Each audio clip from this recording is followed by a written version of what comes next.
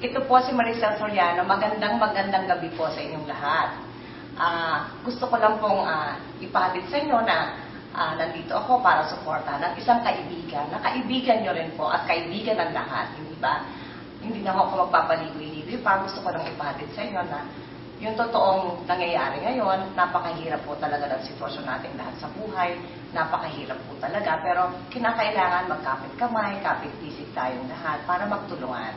Hindi ho ba? Naalala ko na na-interview ko isang beses at tinanong sa akin kung meron daw akong i-endorse. So, ang sabi ko sa kanila, kung darating man ho ang panahon na yon, kagaya mo ngayon, hindi ko po yun gagawin dahil sa pera. Gagawin ko po yun dahil naniniwala ako dun sa tao na i-endorse ako sa inyo.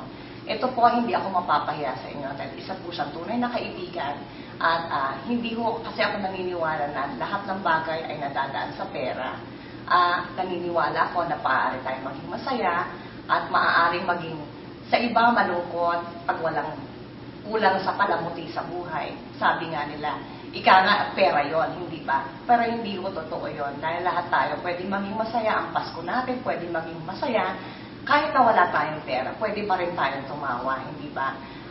Dahil yun ang paniniwala ko. Lahat tayo nagsusumikap dahil lahat tayo gusto nating magkaroon ng magandang bukas ang ating mga anak.